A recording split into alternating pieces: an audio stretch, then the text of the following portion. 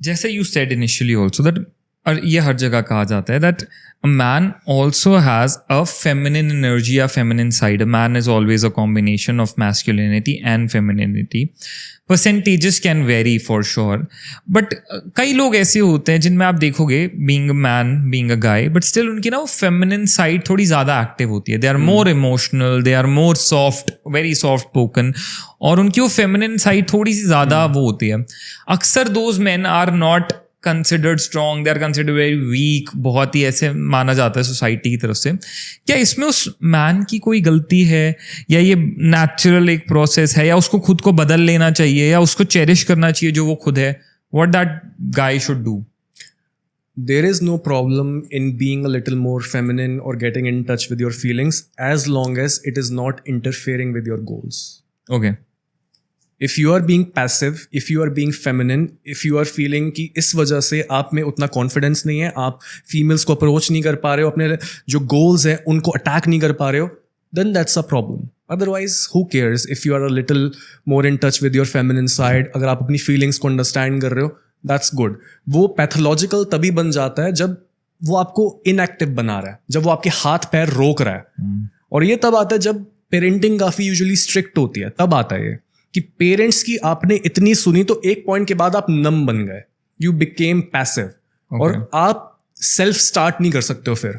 Self start in the sense you can not motivate yourself, you can not decide कि this is right, this is wrong. You always need somebody else for permission.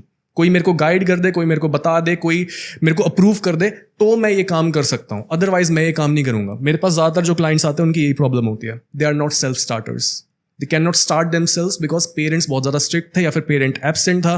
तो उनमें ये आया कि मैं कोई भी काम क्यों करूं, जब पेरेंट आएगा मेरे को 2 थप्पड़ मारेगा या फिर मेरे को सुनाएगा और मेरे को लगेगा कि मेरे को प्यार करने के लिए परफॉर्म करने की ज़रूरत है, तब मैं परफॉर्म करूंगा. They are in good decision makers, we can say. Exactly. अब एक चीज़ और, ये आदमियों का, लड़कों का और रोने का, आंसुओं का इतना आपस में एक वो गैप क्यों दिखाया गया है? लाइक हमारी सोसाइटी में तो स्टार्टिंग से अगर एक छोटा बच्चा भी गिर के रोता है ना, तो पेरेंट्स की पहली चीज़ होती है कि लड़के नहीं रोते. अगर एक लड़का गिर के रोए कि लड़के नहीं रोते हैं.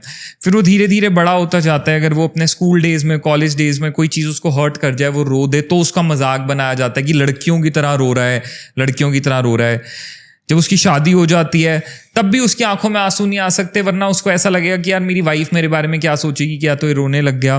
तो हमेशा से लड़कों का और रोने का इतना हवा क्यों बनाया गया आपस में बीच में? What do you think? ये बस क्या कल्चरल परसेप्शन है, बस लोगों की ब्रेन वॉशिंग है सोसाइटी की? व्हाट डू यू थिंक, क्या है? आई फील ये वो set of extreme high expectations from a man है कि वो अलाउड ही नहीं है उसे वीक पढ़ना. वो अगर कमजोर पढ़ भी रहा है किसी पॉइंट पे, तो उसको अलाउ नहीं किया जाएगा कि तुम नहीं पढ़ सकते, कैसे मर्जी खुद को कलेक्ट करो, चाहे तुम अंदर से कितने ही शैटर्ड क्यों ना हो. Anyhow collect yourself and still keep moving. I feel this is the reason कि लड़कों को रोने से इतना परहेज कराया जाता है. आई पार्टली अग्री, बिकॉज जैसे मैंने पेन टॉलरेंस के बारे में बात की थी, similarly high testosterone also helps you to control your emotions. जितना आपके हाई टेस्टोस्टेरोन होगा उतना ही आप कम रोते हो. Okay. This is an actual fact. But apart from this, मैं ये बोलूँगा कि जो भी इंसान अगर रो ही नहीं पा रहा है, अगर वो खुल ही नहीं पा रहा है, तो there is some pathology जो उसके दिमाग में बिठा दी गई है, सोसाइटी की कंडीशनिंग, पेरेंटल एक्सपेक्टेशंस, जिस वजह से उसका लाइफ का एक्सपीरियंस कभी भी खुलेगा नहीं, और वो बहुत ज़्यादा बैगेज अपने अंदर कैरी करेगा, और वही चीज़ वो पूरे टाइम दूसरों पर थोपता रहेगा. जो भी हमारे पास इतनी ज़्यादा बैगेज हम कैरी कर रहे होते हैं, what we do is we just project on to people and we blame others. Because pain अंदर है बट पता नहीं क्यों है. तो क्यों होगा? मैंने तो कुछ गलत किया नहीं है, तो किसी और ने ही गलत किया होगा, पेरेंट्स ने या फिर सोसाइटी ने या फिर सिस्टम ने या फिर गवर्नमेंट ने. तो मेरी सजेशन ये होगी यहाँ पर, अगर कोई भी इंसान मेल रोए, बस खुद को ढहने मत दो, कोलैप्स मत करो. Okay. You can cry but still be reliable, because that is what is expected of you.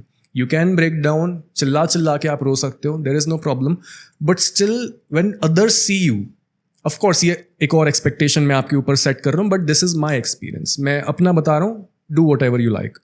But मेरे एक्सपीरियंस में you can cry, you can break down, you can ask for help, as long as you are maintaining your calmness at a certain core point. ऊपर से आप जो भी बोल रहे हो कि मेरे को समझ नहीं आ रहा बिजनेस कैसे बिल्ड करना है, एक के बाद एक चीज़ें फेल हो रही है, कोई भी मेरे को नहीं समझ रहा है, कोई भी मेरे को नहीं सुन रहा है. बाहर से आप ऐसे हो, अंदर से यू शुड बी लाइक मेरे को पता मैं कर लूँगा. बस ये चाहिए. Okay. अपने अंदर अगर इतना लेवल का सेल्फ बिलीफ है तो सब चीज़ तुम सह लोगे. और अगर बाहर से रो भी रहे हो, जो सही आपका दोस्त होगा या फिर गर्लफ्रेंड होगी, पार्टनर होगी, वो समझ जाएंगे.